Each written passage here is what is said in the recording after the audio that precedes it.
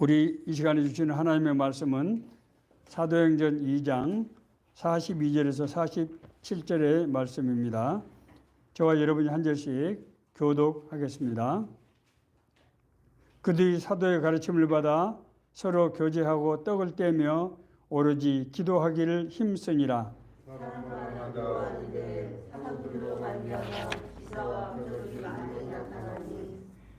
믿는 사람들이 다 함께 있어 모든 물건을 서로 통용하고 또 날마다 마음을 같이하여 성전에 모이기를 힘쓰고 집에서 떡을 떼며 기쁨과 순전한 마음으로 음식을 먹고 하나님을 찬미하며 또 온 백성에게 칭송을 받으니 주께서 구원받는 사람을 날마다 더하게 하시니라. 아멘.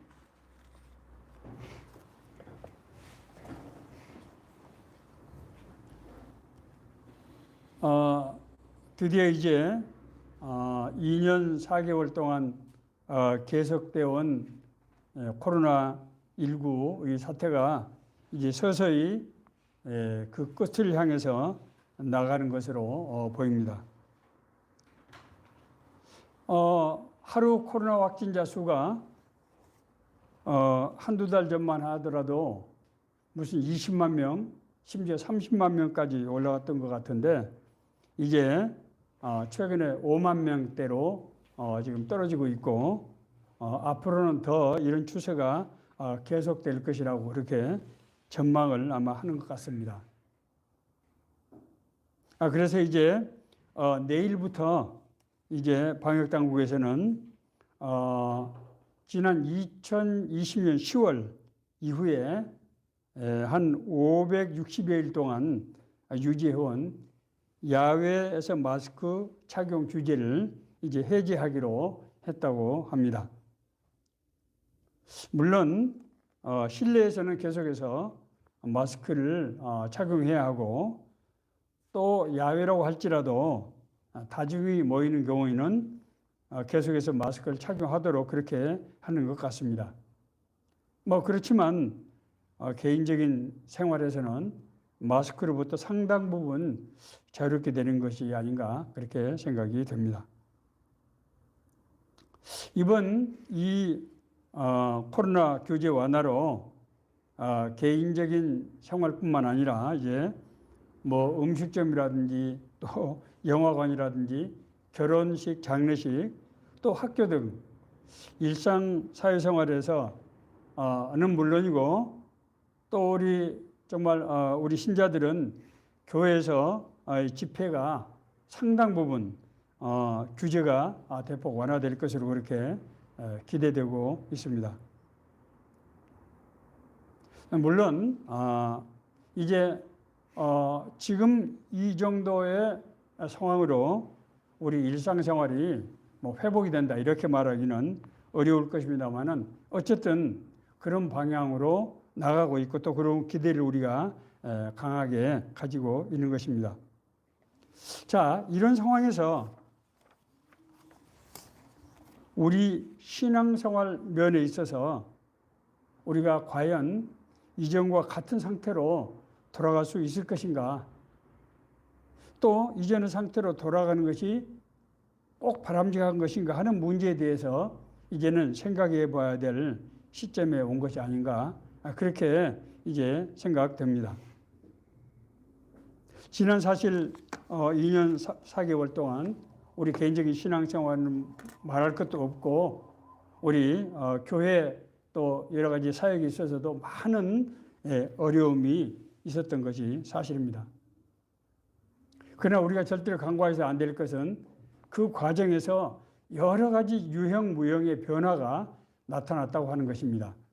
그래서 이런 변화의 의미를 저희들이 잘 생각해서 앞으로 대응해 나가는 것이 개인의 신앙생활과 교회의 이제 선교 목표를 위해서 꼭 필요한 일이라고 생각이 됩니다.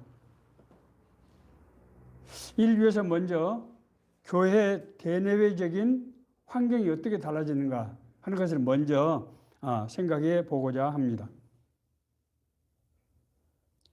우리 사회에 코로나 코로나가 급속히 확산된 계기는 2019년도 말 중국에 다녀온 몇몇 어느 특정 선교단체 교인들로 인해서 그 선교단체 내에 집단 감염 사태가 발생하면서라고 그렇게 알려지고 있습니다. 당시에 그 집단은 매우 폐쇄적인 그런 단체이고, 더구나 코로나 초기에 이 바이러스에 대한 바이러스의 특성에 대한 이해가 부족한 상황에서 감염된 신자들이 신분 노출을 꺼려서 당국의 조사에 협조하지 않고 검사를 기피하는 이런 문제가 생기면서 뿐만 아니라 비밀리에 집합 그런 모임을 계속해서 하면서 온 교회가 대부분 성도들이 코로나에 감염됐을 뿐만 아니라 지방까지 일파만파로 번지는 그런 통제할 수 없는 그런 상황이 되고 말았습니다. 사실은 그 단체만이 아닙니다. 이어지는 여러 지역교회에서 유사한 문제들이 발생하면서 마치 교회가 코로나 확산의 진원지인 것처럼 그렇게 인식되기도 하고, 교회가 이런 사회 공동의 과제, 문제에 대해서 비협조적인 것이 아니냐 하는 그런 인식이, 이 부정적인 인식이 형성되었다고 생각이 됩니다. 어디 그뿐입니까? 설상가상으로 코로나를 계기로 해서 일부 정치화된 교회는 성도들 특정 정파의 그런 집회에다가 동원해서 그들 지지하게 하고 정부의 방역 시책에 반기를 됨으로써 마치 교회에 어떤 예배 어떤 그런 권리를 확보하는 것이냐 그렇게 오도하는 그런 행태를 보이면서 사회적으로 교회에 대한 부정적인 인식에 기름을 붓는 그런 결과가 되었다고 생각이 됩니다. 이런 교회에 대한 부정적인 인식은 성교회는 물론이고 성도들 자신에게도 자신의 신앙적인 정체성에서도 큰 상처가 주는 결과가 되었다고 생각이 됩니다. 그래서 성도로서의 자긍심이 없어지고 어디 가서 떳떳하게 내가 교회 다닌다고 말하기가 거부한 그런 상황까지 됐었다고 하는 것입니다.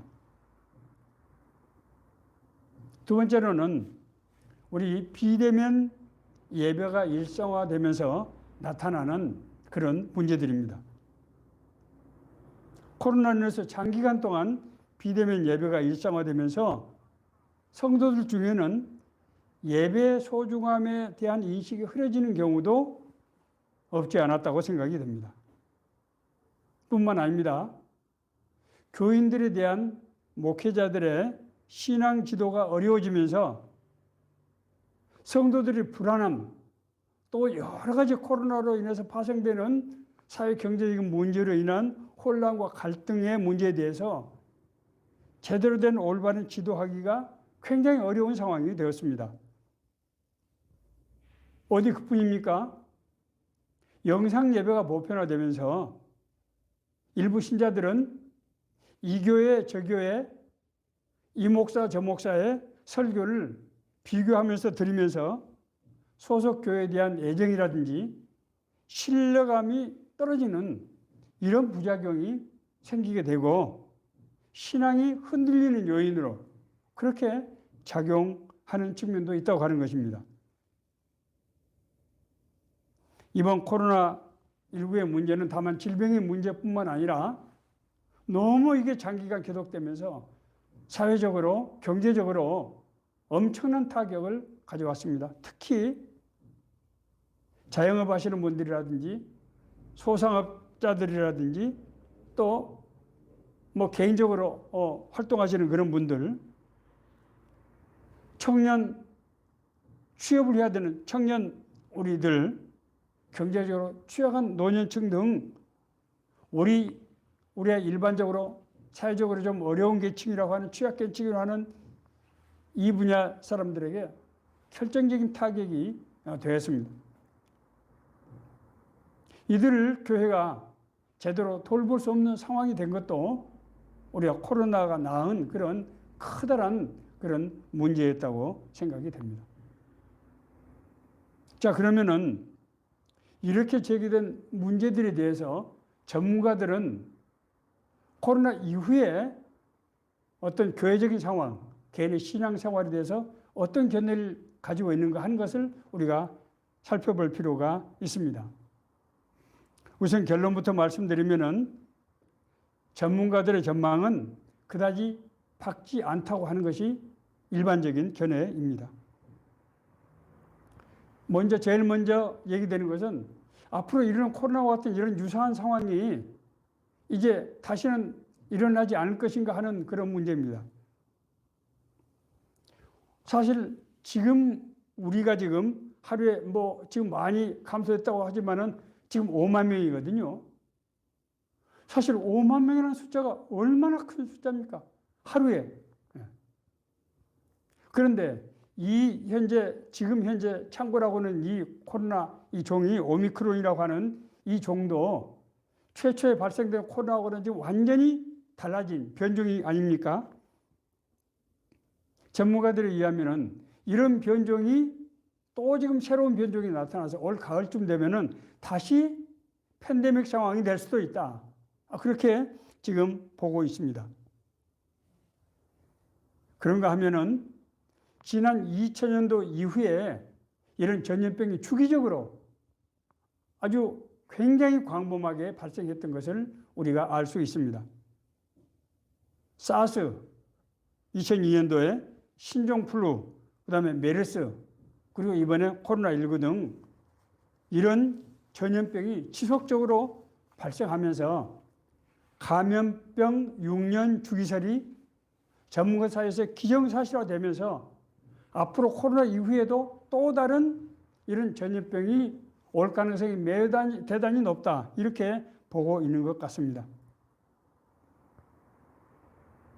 교회 내외 사정은 어떻습니까? 종교사회학을 전공하는 학자들의 견해에 의하면은 여기도 매우 부정적으로, 비관적으로 보고 있는 것이 사실입니다. 이번 코로나로 인해서 무엇보다도 우리 사회가 교회에 대해서, 기독교라는 종교에 대해서 과거와는 다른 부정적인 시각을 갖게 되었다고 하는 것입니다. 이것은 굉장히 중요합니다. 전염병에 대처하는 종교인들과 종교기관들의 행태가 사회 공동체 의식이 좀 부족한 것이 아니냐, 이런 생각을 갖게 되기 시작했다고 하는 것입니다. 앞서 말씀드린 대로 이런 외부적인 요인뿐만 아니라 이런 인식이 확산될 경우에 어떤 무서운 문제가 발생하는가 하면은 성도들이 자기 자신의 신앙적 정체성이 흔들릴 수 있게 된다고 하는 것입니다. 뿐만입니까? 영상 예배가 이 비대면 예배가 계속이 되면서 여러 사람의 설교, 이 목회자 설교도 듣고 또 이 교회 예배도 참석하고 이런 일을 하면서 신앙적 어떤 뿌리에 흔들리는, 왜냐하면은 사실 신앙이라고 하는 것은 어떤 교회를 중심으로 해서 그 목회자와 성도들의 관계, 그 교회에서 행하는 모든 그런 일들, 이 종합적인 그런 결과로 나타나는 것인데, 이런 모든 교회라는 뿌리가 흔들릴 때 성도들 신앙이 흔들릴 수 있게 될 수 있다고 하는 것입니다. 그뿐이 아닙니다. 이런 코로나 같은 상황을 겪으면서 교회가 성도들을 제대로 지원하고 돌보지 못한 상황에서 오히려 정부보다도 우리 어려움을 더 교회가 돌봐주지 않은 것 아니냐, 이런 불평, 그런 문제제기까지 나타났다고 하는 것입니다. 뿐만 아니라 개인의 여러 가지 어려움과 심리적 불안감과 갈등과 혼란을 목회자들이 제대로 정말 관심을 가지고 돌보지 못하면서 특히 제도화된 교회에 대한 부정적인 인식이 성도들 간에 이제 늘어나면서 교회를 이탈하거나 교회 간의 이동이 발생하는 이런 문제들이 예전보다도 훨씬 더 빈번하게 나타났다고 하는 것입니다. 한마디로 말씀드리면은 대외적인 환경이나 대내적인 여러 가지 조건들이 지금 굉장히 좋지 않은 상황으로 가고 있다고 하는 것입니다. 이것을 우리가 확실히 인식할 필요가 있습니다. 이것은 교회뿐이 아닙니다. 모든 성도 자신들이 문제이기도 합니다. 자, 그렇다고 그러면은 지난 2000년 기독교 교회사 속에서 이런 큰 재난에 대해서 교회가 어떻게 대처해 왔는가 하는 것을 우리가 살펴볼 필요가 있습니다. 첫 번째는 사도행전 신앙 공동체입니다. 예수님께서 십자가에 달리신 후에 제자들은 예루살렘에 더 이상 머물러 있을 수 없었습니다. 핍박 때문이었습니다. 그러나 부활하신 예수님께서 갈릴리에 가셔서 제자들을 예루살렘으로 불러 올리시면서 너희가 몇 날이 못 돼서 성령 강림의 은혜를 입게 될 것이다 라고 그렇게 얘기를 했습니다. 제자들은 예수님의 지시에 따라서 예루살렘에 올라와서 마가의 다락방에서 집중적으로 기도할 때 성령 강림의 역사가 일어나고 그 성령의 역사에 따라서 사도들뿐만 아니라 일반 신자들에게도 성령의 권세와 능력이 나타나서 병 고치고 악령을 쫓아내며 또 사람들에게 은혜를 베푸는 여러 가지 기사와 표적이 많이 일어나게 되었습니다. 이런 기사와 표적을 체험한 많은 사람들이 예수님께 돌아오게 되었고 그들은 함께 모여서 사도들의 성경 가르침을 받고 모일 때마다 하나님을 찬양하며 기도하고 자기들의 소유를 팔아서 필요한 사람에게 나눠주고 모든 물건을 서로 공통으로 사용하면서 삶과 신앙이 하나가 되는 그런 사도행전 신앙 공동체가 형성이 되게 되었고 그것이 바로 오늘날 교회의 본래 모습이 되었다고 하는 것입니다.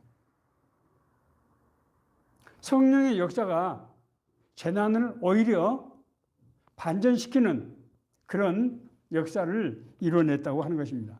두 번째는 요한 웨슬레의 신도 규칙입니다. 1700년대 영국의 사회에서 요한 웨슬레 목사에 의해서 감리교 운동이라고 하는 것이 일어났습니다. 이 감리교 운동은 당시 산업혁명으로 인해서 급격한 산업화가 진행되는 과정에서 영국 사회에 수없이 많은 부정비리, 도덕적인 타락, 갈등과 대립이 만연했던 그런 시기였습니다. 빈부격차가 너무 심하고 또 급격히 이 늘어나는 노동 수요를 충족하기 위해서 심지어 어린아이들, 12살 미만의 어린아이들까지 데려다가 노동 착취를 하고 임금을 제대로 주지 않고 갑작스러운 부의 형성으로 심각한 빈부격차는 말할 것도 없거니와 도덕적으로 타락한 그런 현상들이 만연하면서 사회가 큰 혼란에 빠지게 되었던 것입니다. 영국 교회, 영국 국교회, 오늘날로 말하면 오늘날 성공회입니다. 목사였던 요한 웨슬레는 제도화된 교회를 떠나서 제도한 교회가 더 이상 이 성도들의 이 아픔의 문제, 사회 문제를 치유할 수 없다는 생각을 가지고 이제 세상 속으로 들어가서 현장에서 사람들과 함께 모여서 예배를 하고 이제 서로 공동체 생활을 하면서 신도들이 꼭 이 시대에 이 시점에서 지켜야 될 신앙 규칙을 만들었습니다. 이 규칙은 대개 3개 항으로 해서 한 10개에서 모임에 따라서 20개 정도 조항으로 만들어지는데, 예를 들면 이런 것입니다. 첫 번째는 남을 해롭게 해서는 안 되는 사항을 이제 규정을 하는데, 이를테면은 세금을 내지 않는 물건을 사고 파는 것, 슬금한다 이런 얘기죠. 또 사치한 옷과 부도덕한 오락을 하는 것, 이런 것들을 금지하는 것입니다. 두 번째는 이웃을 도와야 될 사항이라는 게 있어요. 그것은 옥에 갇히거나 병든 사람을 성심껏 돌봐야 된다. 어려움을 당하는 이웃을 먼저 고용하고 또 그들에게 상품을 사주는 그런 일을 솔선적으로 해야 된다. 뿐만 아니라 이제 거짓말하는 것, 이런 범죄는 말할 것도 없고, 또 여기에는 예배, 교회 예배를 어떻게 경건하게 실제적으로 드려야 되는가 하는 것들도 규정을 하고 있습니다. 요한 웨슬레는 이런 신도 규칙을 정했을 뿐만 아니라 매월 이행 상황을 점검하고 연말에 가서는 이행 상황이 불량한 사람, 그리고 불성실한 사람은 자기 교회에서 퇴출시키기까지 했습니다. 놀라운 일 아닙니까? 이를테면은 브리스톨 선교회라고 하는 그런 모임에서는 회원이 900명이었는데 그해 180명을 퇴출시키는 이런 일까지 했습니다. 이 신도규칙, 하나님의 말씀을 지키지 않는 사람은 우리 교회에 있을 필요가 없다라고 해서 성도들을 내 그냥 보낸 겁니다. 신도들은 이후로 이 신앙규칙을 철저하게 지켰고, 이것을 본 일반 시민들은 그 사람들을 메도디스트, 우리말로 하면은 규칙쟁이라는 뜻입니다. 규칙쟁이. 이 말이 나중에 우리말로 감리교, 메도디스트라는 이름으로 불려지게 됐고, 우리말로 해서 감리교라는 말이 바로 이 메도디스트, 규칙쟁이라는 뜻입니다. 이 사람들은 이 행동만 한 것이 아닙니다. 자기들 선교회에서 모아서 고아원을 운영하고 작지만은 진료소를 설치해서 운영을 하고 노동조합을 만들고 여성 해방운동을 일으키는 등 사회를 변화시키는 그런 일들을 이 선교회와 이 속회에서 일어나게 된 것입니다. 그래서 많은 영국 국민들로부터 칭송을 받고 이것이 인정을 받으면서 영국 사회가 산업혁명의 그 혼란, 그 갈등을 치유하고 아무런 분쟁이 없이 해결되는 그런 놀라운 역사를 이루었던 것입니다. 자, 이상의 우리가 이제 한국교회에 앞으로 우리가 해결해야 될 과제들, 그리고 기독교 교회사에서 나타난 사례들을 우리가 살펴봤습니다. 그러면은 이제는 우리가 앞으로 우리가 한국교회와 성도들이 어떻게 코로나 이후에 신앙적인 삶을 살아갈 것인가 하는 문제들을 이제 정리해 보도록 하겠습니다. 첫 번째, 많은 전문가들 그리고 목회자들이 이제 얘기하고 있는 것은 지나치게 제도화된 교회가 성도 중심의 신앙생활로 돌아가야 된다라고 하는 것입니다. 한국교회는 우리 경제가 급속하게 성장 발전해 온 70년대부터 90년대 초반까지 급속한 부흥성장을 이루었습니다. 대도시로 집중되는 인구를 흡수, 그 사람들이 일자리를 알선해주고 정말 아무것도 없이 온 사람들 교회 예배당에서 먹여주고 재워주면서 일자리를 알선해주고 그렇게 살 수 있도록 배를 해줄 때 많은 사람들이 교회에서 예배드리고 기도하면서 은혜 받고 그래서 교회가 부흥하게 된 것입니다. 이렇게 하면서 많은 성도들이 몰려서 교회가 큰 규모가 커지게 되고 대형 교회가 돼 왔습니다. 그러나 이런 대내외적인 환경이 90년대 이후에 급격하게 변하게 됩니다. 90년대 이후에 경제 성장이 둔화가 되고 그래서 고용이 이율이 떨어지고 실업 문제가 대두되고 세계화 물결 속에서 극심한 경쟁, 심각한 빈부격차가 문제가 대두되면서 성도들의 심적인 불안 문제, 성도들이 고난으로 인한 상처 문제가 아주 심각한 문제가 됐다고 하는 것입니다. 그러나 이런 집합적인 방식의 어떤 목회 방식, 선교 전략, 그리고 대형교회 입장에서는 이런 개개인의 성도의 삶을 제대로 이제 관심을 가지고 지도하고 도와주기가 어려운 그런 구조가 될 수가 있다고 하는 것입니다. 이런 뿐만 아니라 비대면 예배로 인한 앞서 말씀드린 여러 가지 그런 내적인 부작용, 신앙이 흔들린다든지 또 여러 가지 교회 간 이동이 발생한다든지 교회를 이탈하는 현상까지 생기는 이런 문제들이 이제 나오게 된 것입니다. 이제 교회는 이런 과거에 해왔던 집합적인 방식에 대한 부흥성장보다는 성도들의 개개인의 삶에 문제에 그런 관심을 가지고 사랑을 기울이고 그들을 돌볼 수 있는 그런 체제로의 전환과 그런 목회적인 그런 노력이 필요하다고 하는 것입니다. 인류에서는 목회자와 성도 간의 긴밀한 관계성을 바탕으로 그 위에서 진정한 삶의 안 속에서 이루어지는 교제가 필요하다고 하는 것입니다. 어떤 이들은 이것을 코로나로 인한 마음의 상처와 장래적 불안을 덜어주는 치유 목회가 필요하다고 그렇게 주장하고 있습니다.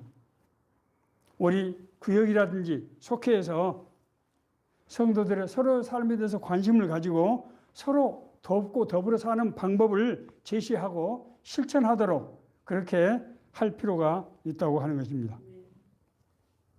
두 번째로는 열린 교회 운동입니다. 교회가 세상 속으로 들어가는 교회, 요한 웨슬레 목사님이 하셨던 것처럼 교회가 세상을 품는 그런 목회 정책, 그런 선교 정책이 필요하다고 하는 것입니다. 사실 그동안 우리 한국교회는 교회와 세상을 분리하는 다소 이원적 구조를 가지는 그런 경향이 없지 않았던 것이 사실입니다. 뭐 대표적인 우스개가 있지 않습니까? 집사님, 세상 일은 열심히 하시면서 왜 하나님의 일은 그렇게 소홀히 하세요?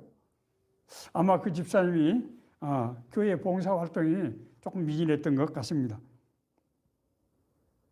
이번 코로나 사태에 대응하는 과정에서 나타난 교회의 여러 가지 부정적인 측면들을 우리가 이제 완전히 정말 분위기를 바꿀 그런 필요가 있다고 하는 것입니다.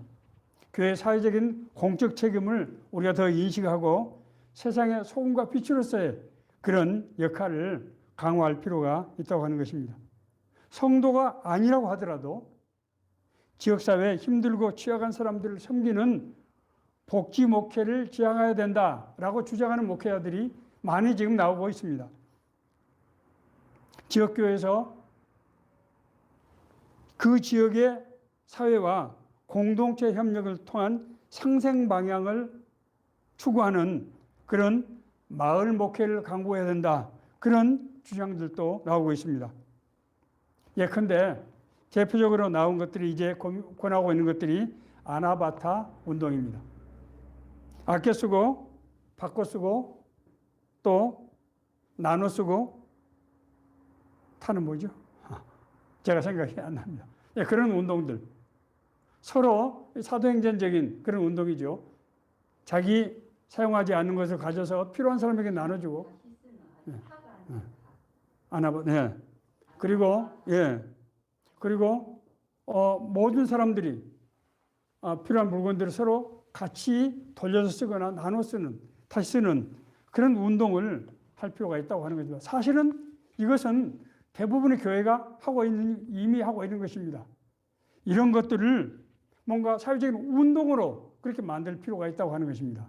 사회적 운동이라고 하는 것은 한 교회가 하는 것을 모든 사람들이 일시에 같은 방법으로 행함으로써 사회적으로 분위기를 받고 영적으로 운동을 일으키는 그런 것을 의미합니다.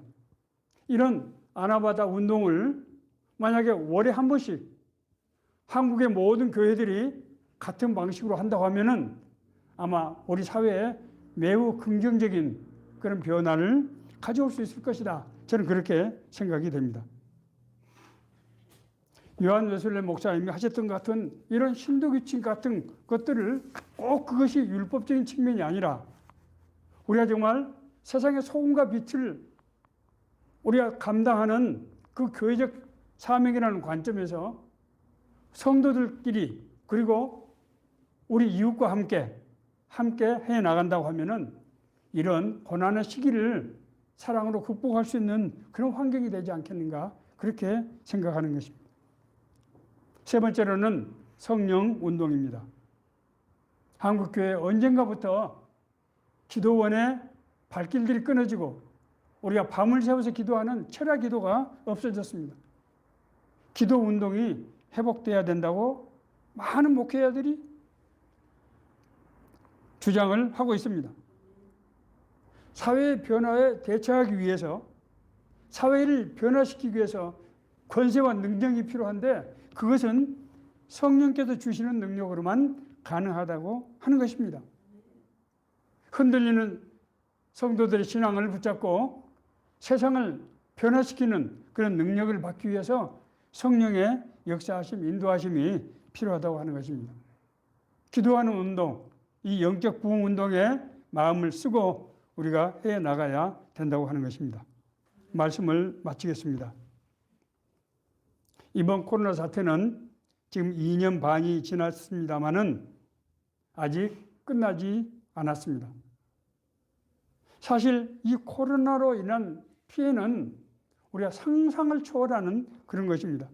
전 세계적으로 5억 9천만 명, 6억에 가까운 인구가 이 코로나 감염이 됐고 그 중에서 700만 명에 가까운 사람이 사망을 했습니다. 많은 전문가들은 이것은 이 위에도 특히 후진국 같은 데서 통계조차 제대로 잡을 수 없는 것을 감안하면 훨씬 더 피해가 클 것이다.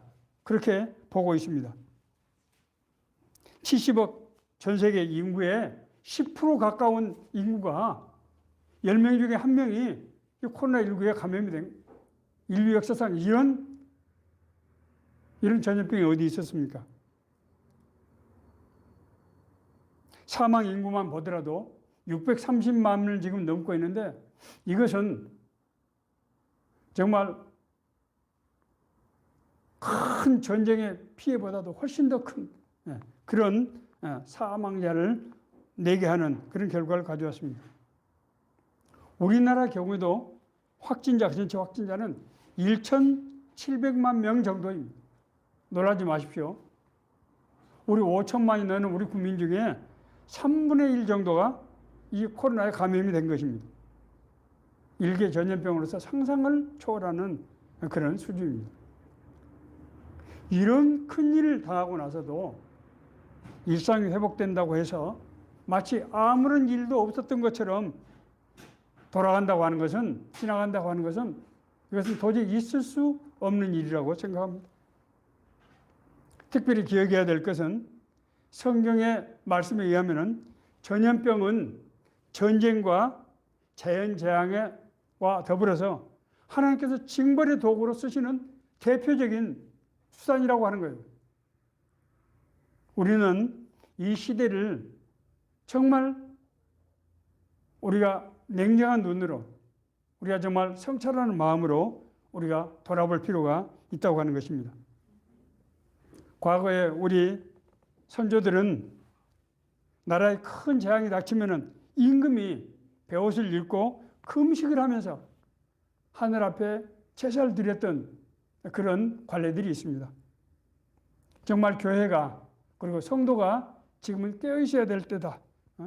이런 큰 재앙을 겪으면서 일상으로 돌아간다고 해서 과거처럼 정말 아무렇지도 않다는 듯 똑같이 산다고 하는 것은 도저히 있을 수 없는 일이다. 그래서